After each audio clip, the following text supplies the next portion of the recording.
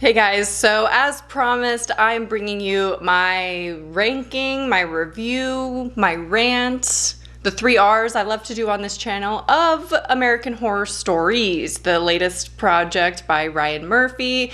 Well, I mean, I guess American Horror Story Season 10 is his latest project since that's the most recent. But today we're just focusing on American Horror Stories. I don't know why this was made. I don't know who asked for this. It's just basically an anthology season of a show that references American Horror Story sometimes.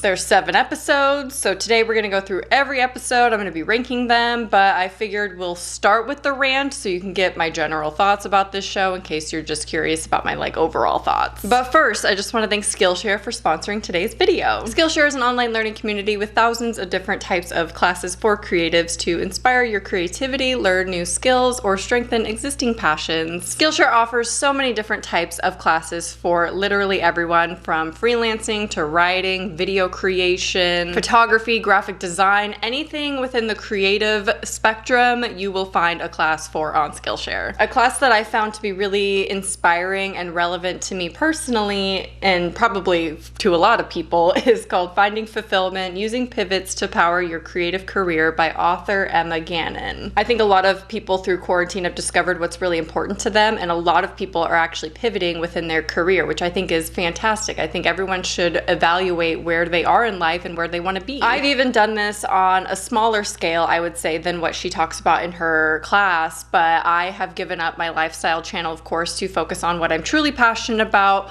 horror. So I love that this class gives you exercises and tools to properly plan your pivots so you're not making rash decisions. So if you're thinking about making a change in your life, definitely check out her class. Skillshare is curated specifically for learning, so that means there are absolutely no ads, and they're constantly launching brand new premium classes. The first 1,000 of my subscribers to click the link in my description below will get a 1-month trial of Skillshare so you can start exploring your creativity today. So let's get into the rant. I will have chapters linked down below and throughout the bottom of this video if you want to scroll along, skip around, do whatever. I will have those specific episodes listed down below, which will actually reveal my ranking, but who cares? Whatever, I'll do it this time. Just for you. So I personally don't watch too many horror shows. I've mentioned this in the past. It's just not my favorite type of media when it comes to horror.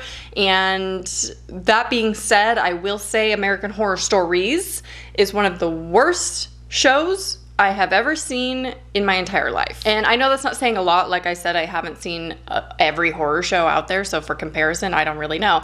But I know what quality is. I know what good quality horror shows are. Like, I'm not ignorant in that manner. And I know that seems kind of harsh to say about something like this when it's someone's creative project, but I just think at this point in time, Ryan Murphy needs an intervention. I'm sure you guys want me to talk about American Horror Story Season 10 double feature. I've only seen the first episode so far.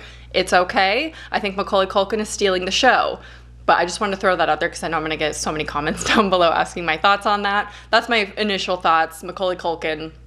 That's my thoughts. So as far as American Horror Stories, it seems like casting was pretty much based on looks, and I think Ryan Murphy was kind of clout chasing with this show, which is very weird because I don't think he has to do that. But also, they're casted based on looks and clout rather than talent. And as always, this show is hypersexualized as usual, as we can expect from Ryan Murphy and his horror shows. I don't know what it is about it. American Horror Story is just always like that, and I guess I'm a little bit of a prude when it comes to American Horror Story. I'd prefer that to not be in the show at all. So it wasn't surprising when it came up in American Horror Stories, but I wasn't into it. There were a few episodes that weren't that bad though, so I'll give him props for not putting it in every single episode. Like I said, this show felt a little bit like clout chasing, like he himself was chasing clout, or like just trying to get hype built around it by casting famous people. And I don't feel like it was successful, and it honestly was slightly embarrassing to see them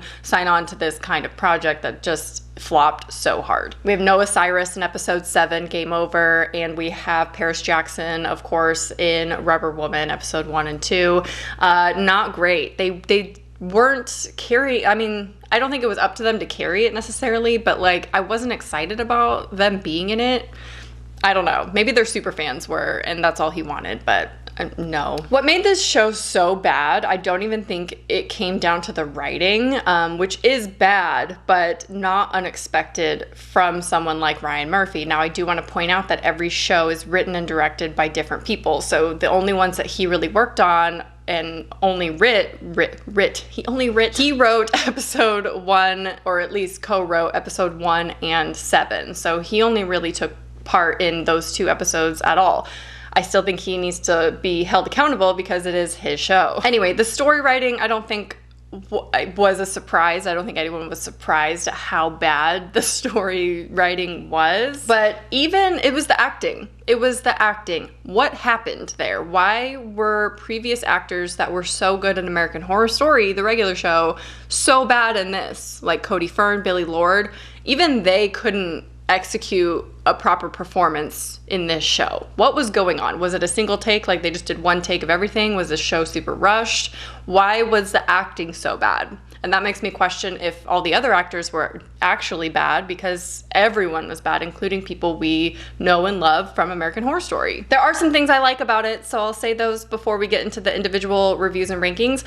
Firstly, my favorite thing about this entire show was the intros. I love the dedication to having all the unique, different intros. I was so excited to see them every single time. Every single one was phenomenal, a piece of art. I love the intros. And typically, I'm obsessed with the intros of the regular show, American Horror Story, as well. However, I don't think that should be the standout of the show. Like, I love Asylum. It's my favorite season. The intro is not my favorite part, rightfully so. Why would the intro be my favorite part? It shouldn't be the standout of the entire show. I also really enjoyed the symbolism of putting Murder House to rest. I think we're finally going to move on from Murder House, guys. Are you excited? I'm so ready to be done with that. Like, we never asked to have 3 more episodes taking place at Murder House. Like, no one asked for that. We've revisited that. You have beaten it into the ground, Ryan Murphy. Like, let it go. It's been a decade. Right, let's move on. One of my issues is that we have revisited almost every classic American Horror Story show, and I bring that up only because in this one we revisit Murder House so much. Like, I wish this was an original series that had nothing to do with the previous seasons, but because you threw in Murder House again, Ryan Murphy, I'm gonna talk about it, I'm gonna rant about it. So one of my issues is that we've never revisited Asylum, not directly. How can he make an episode about a murderous Santa Claus and not reference Asylum? He just did it again. He just made another serial killer Santa. Unless I missed something and they're completely related, what was that about? Why did you just copy your same storyline of a serial killer Santa? That makes no sense to me. When I saw that that was what one of the episodes was going to be, I was like, oh my God, he's finally gonna go back to Asylum. He's gonna reference Asylum, and we're gonna get that serial killer Santa again in that. Not at all, not even a little bit, not related.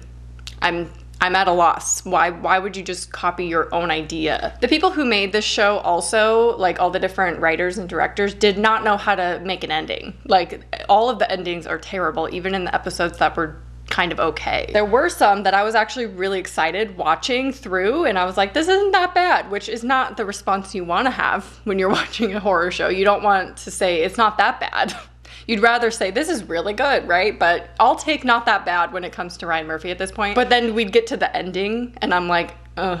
Okay, well, I guess it wasn't a strong one anyway, so whatever, I guess. I don't think there's one single original or creative idea in this whole series, in this whole show, not one idea. Any of the episodes, take any of the ideas, we've seen it before, either from Ryan Murphy himself, and he just like rips off himself, or we've seen it from other things in the past. Anyway, let's move on to the mini reviews for each episode, and I'm gonna go into my rankings from worst to best.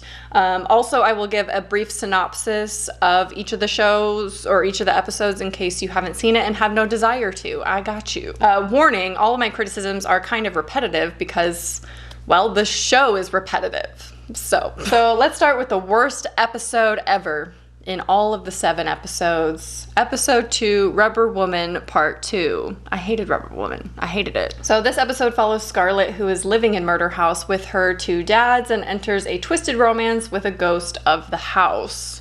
Granted, it's a ghost we've never seen before. We get a little bit of backstory, but not enough. It's not explained. It's just kind of a girl thrown in there. Now, this is obviously episode 2, part 2 of this storyline. So there are 3 episodes that are kind of interconnected out of the 7. They're basically just 3 episodes in their own storyline that are connected, and then the other 4 are just like random in there. Didn't really understand that. Didn't like that. I wish each episode was its own story, original, not referencing American Horror Story at all. I'd rather take none than even a little. Now, this is a continuation of the story of part 1, episode 1, which isn't even better. Granted, they're like on the same level. I just had a worse time, a worse experience watching episode 2 and laughing at how bad this was. I was like dumbfounded by some of the writing in this one. I don't know why this one was so bad. Why was it written like that? Why was the dialogue like that? Why did the characters do that?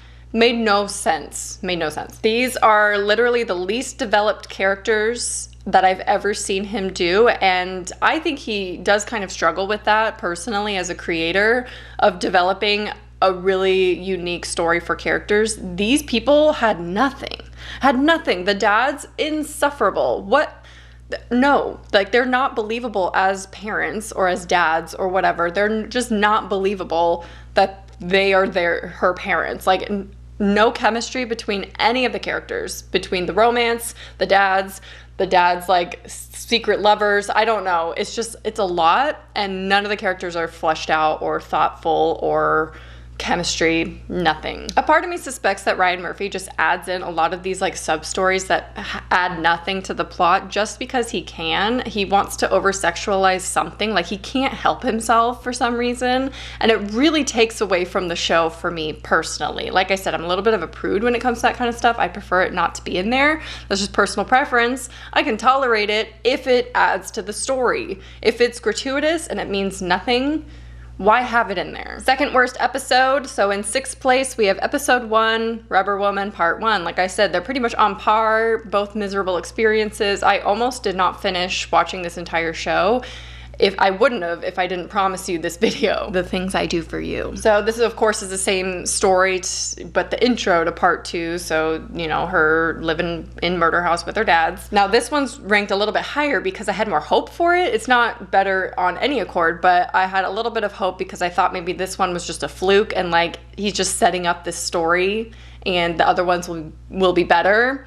And then I was surprised to see that it was a part 2, and I'm like, oh, we're staying with these people. Okay. This story is the age-old tale of a girl who is bullied, and the weird girl gets revenge. That's what this story is about. We've seen it 100 million times. I love a good teen horror. This did nothing for me. And you know I have really low standards when it comes to my teen horror. This did nothing for me. Like not 1 ounce of enjoyment at all. It was almost torture to get there, to be honest. And I know it's really dramatic and it's really harsh, but it's my video. It's my thoughts. Also, look at this critical reception. Look at the first 2 episodes. Normally I don't care about critical reception, but this is a mess. What is this? They're absolutely the worst 2 episodes, hands down. There are okay episodes, as you can see in the graph, and I do kind of agree. Wait for my thoughts on those, but the best ones on this list aren't terrible. Like, they are bearable. I don't know if that's selling you on watching them or not, but don't watch the first 2 episodes. That's all I can say. Next up, we have episode 7, Game Over. This, again, is a continuation of Murder House. It does conclude it. Like, I really don't think this was his symbolic episode of ending Murder House, right? We are done with it. We're putting it to bed. We are no longer going back to Murder House, and I genuinely believe that. So this episode follows a mom who is struggling to make a video game that takes place in Murder House to bond with her son and decides to move into the house to get more inspiration. So this is kind of their meta episode, right? There's people who, well, it's part of the video game, but you know, Murder House is a real thing in the universe, but so is the show. So it's like the show American Horror Story Murder House is a thing. They even mention like Roanoke and things like that. So the show is in this reality, but also Murder House is haunted and it's a real house that has ghosts in it. So it doesn't really make sense in the world to me. So like the ghosts we see are real, but they were also in the show, which also exists in this world. So I don't know if that's too meta, but I didn't like it. I didn't like how they executed the meta-ness of this story. So in fourth place is episode 4, The Naughty List. This is the famous episode I mentioned previously of the murderous Santa Claus that has absolutely nothing to do with the murderous Santa Claus in Asylum. So this follows a group of clout-chasing influencers who all live in the bro house and film a suicide and begin losing followers, and then decide to turn to queer baiting to regain some of their following back. And there's a killer Santa Claus in there. What does it have to do with anything? I don't know. This episode is ridiculous. This is another one that's so painful to watch. The only reason why it's higher than episode 7 is because I'm so done with Murder House. I don't care that I put all the Murder House ones together. Like, they're just grouped together. I don't want to see any of it. But technically, on a technical level, this one's worse than episode 7, Game Over. All of the characters are insufferable. I mean, you're supposed to hate them. They're meant to be like really annoying influencers that we know so well, but there's absolutely no tension with that. Like, we aren't mad when we see them die. We're like rooting for Santa Claus killing them, which I guess is the point. I hope that's the point, and we're not like, oh no, don't kill these boys. But the only thing this really has going for it is the fact that Santa is played by Danny Trejo, and I like him, so I was obviously rooting for him. That's about it. They mention people like Logan Paul and Tana Mongeau. So again, it's almost a little meta, like it, you know, takes place in our reality. But it wasn't enough. It was just so bad. The writing was so bad. In third place is episode 6, Feral. This follows a family who goes camping when their son disappears. The parents then divorce, and the dad is obsessed with finding their son, and the couple decides to revisit the woods where he disappeared. This is the one that had the most potential for me personally, and the one I actually enjoyed watching the most. It's in third for a reason, and I'll get to that. But this is the one that had the most potential because it takes place in the woods, camping, all that kind of stuff, which, you know, I'm biased towards. And I was really into this episode. I was like, oh, finally, this one's pretty good. Like, I was actually pretty into it. The gore is good, and then the ending happened, and I was like, oh, they can't end it to save their life. So this one wasn't that bad up until the end, and these last 3 episodes I personally would recommend watching if you want something lighthearted, cheesy, that you know is kind of technically bad, but it does give you something. It gives you some form of entertainment, which is what I want out of the horror genre for myself. So in second place, we have episode 3, Drive-In. This follows a group of teens who decide to go to a drive-in where a cursed movie is shown with rumors to cause the audience to become murderous. And this is another one that had a lot of potential, and one I genuinely enjoyed watching. It wasn't painful to get through if you know that you're getting a cheesy episode out of it. So this one I actually watched out of order. I had watched almost all of them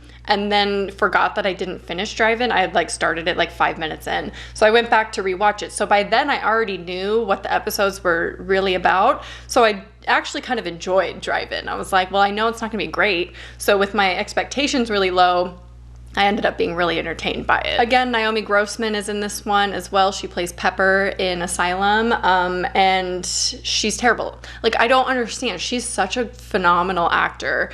Why is she so bad in this? Like, her character is a nothing character. Like, I mean, it's kind of explained, but it's just nothing. I feel like they bite off more than they can chew, and then they don't know how to wrap up the show. This almost feels like an ode to previous movies that I just don't know if they exist or not, but it just feels like an homage to past like 80s movies. I don't know why that is. Maybe because drive-ins and murder and zombies and cannibalism. I don't know. But I like the idea a lot of showing a cursed movie at a drive-in. I think that's such a cool idea, and I was really impressed by that, actually. So finally, in first place, this is the best episode that I consider, in my opinion, is episode 5, Ball. So this follows a couple struggling to get pregnant when the wife receives a totem from a fertility clinic that ends up working. They have a son, but she begins suspecting a demon was actually responsible for her successful pregnancy. Now, personally, I don't think this is my favorite episode. I would rather rewatch Feral, I think, the most. Like, that's the one I gravitate most towards, but on a technical level, Ball was the best. And if you're gonna watch any of them,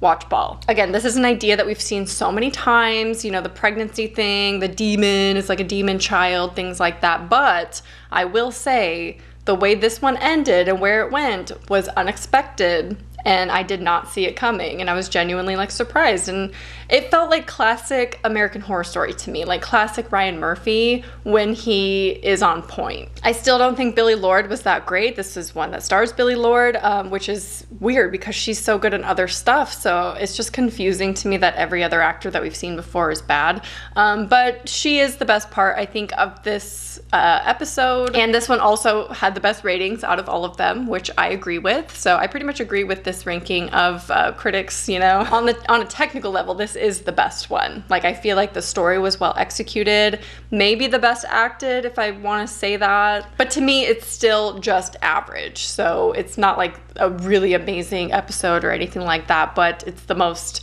tolerable one, the most enjoyable one maybe out of all of these. However, I was more entertained by Feral and maybe even Drive-In, but those three are the top three in my opinion. I would love to hear your thoughts though, and your personal rankings of this show if you've seen all the episodes. Generally, I would say skip it though if you haven't watched it yet and you kind of generally have high standards and like to enjoy your horror stuff, but just skip the first 2 episodes. Definitely skip those. Those are, I don't even know why those were made or how those even were approved, but those are all my thoughts. That's my ranking and my little reviews for every episode. Like I said, I'd love to hear your thoughts down below, so leave a comment. I hope you enjoyed, and I'll talk to you soon. Bye.